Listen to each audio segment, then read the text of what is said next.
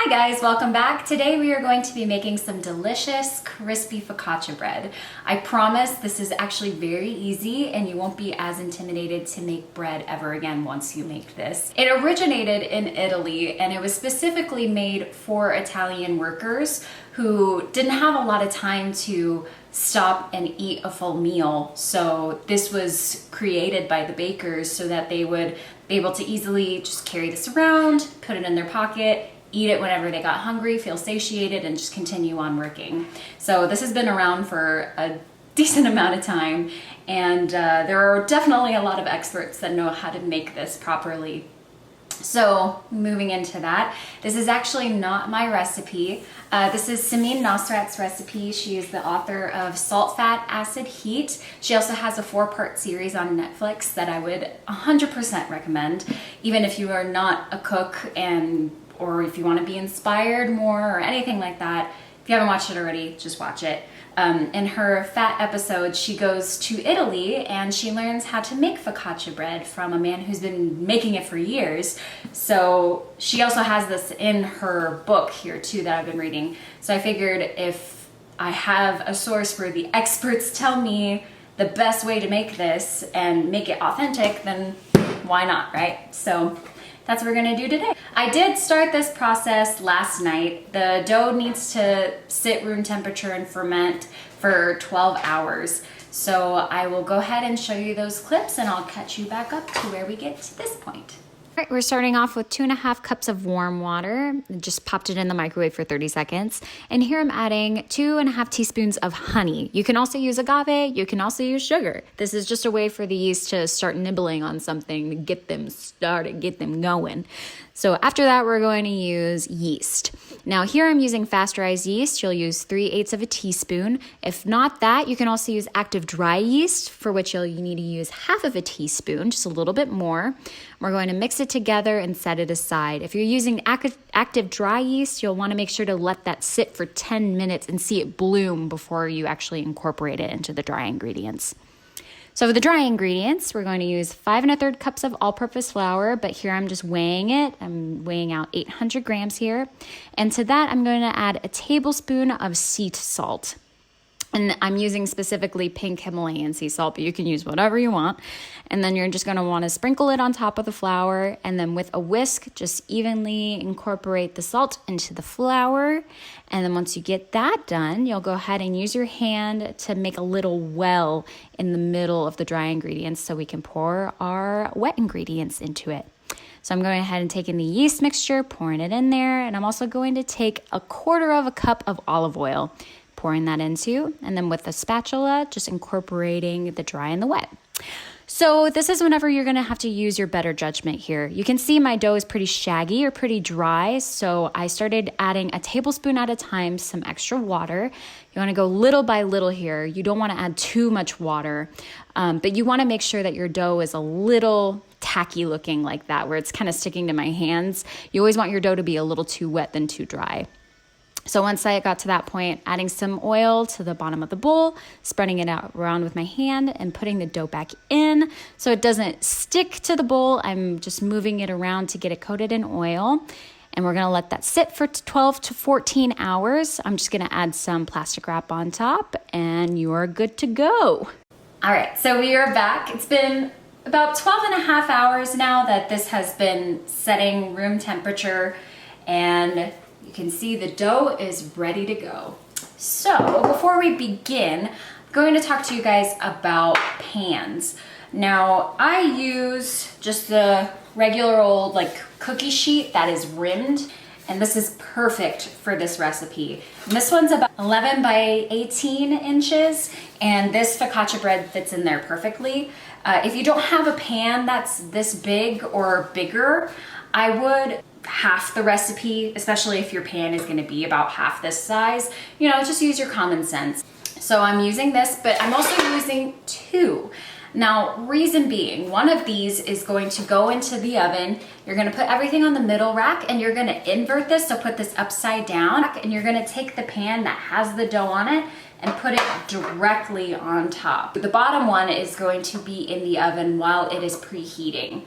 So reason being is this is going to help conduct more heat, so the bottom of the dough is going to get really nice and crispy and hot. So it has that direct contact. If you don't have another pan or cookie sheet that's the same size, if you have a pizza stone, you can definitely use that as well.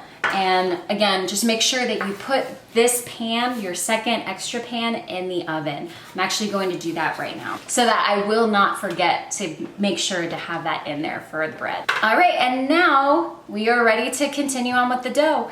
There really is no other measurements that you have to do here. So again, it's so easy. I was so surprised how easy this is.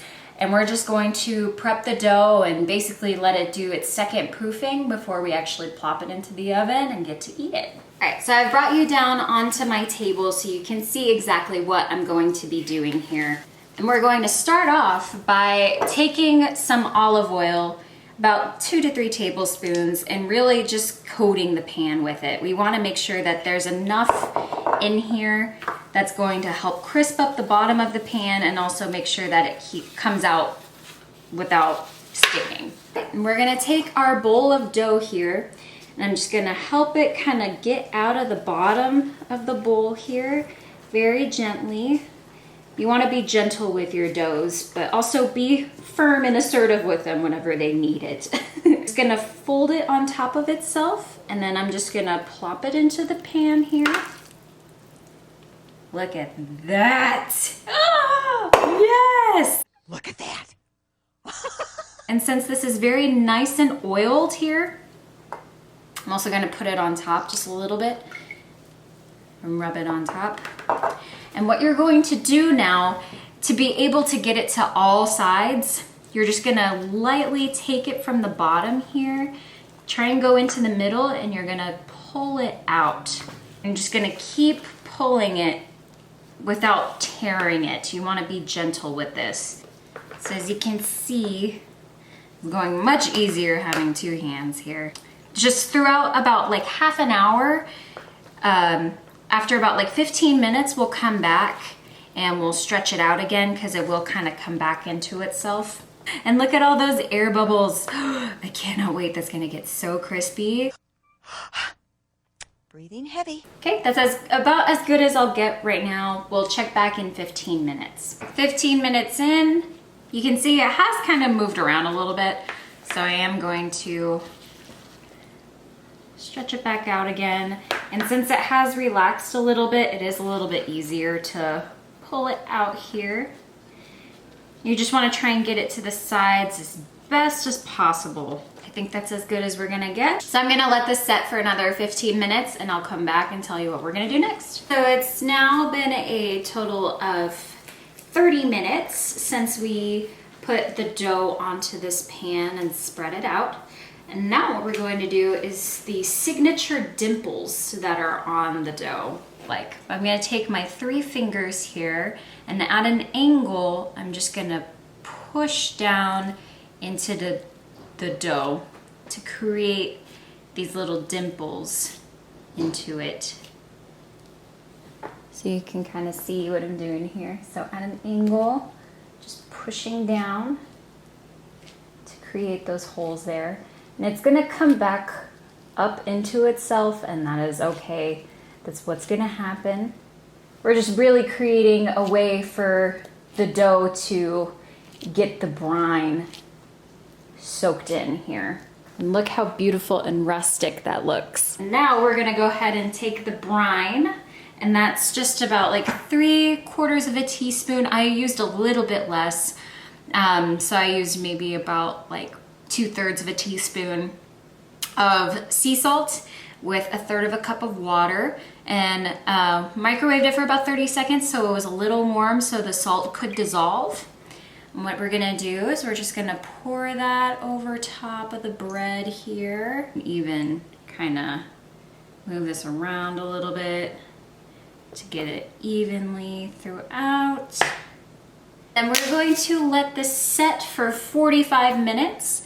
And in the meantime, I'm going to tell you about toppings. Now, what's so great about this focaccia is that you can really put whatever you want on it. You can make it savory, which is what I'm going to do. And I have here, I have some halved olives here.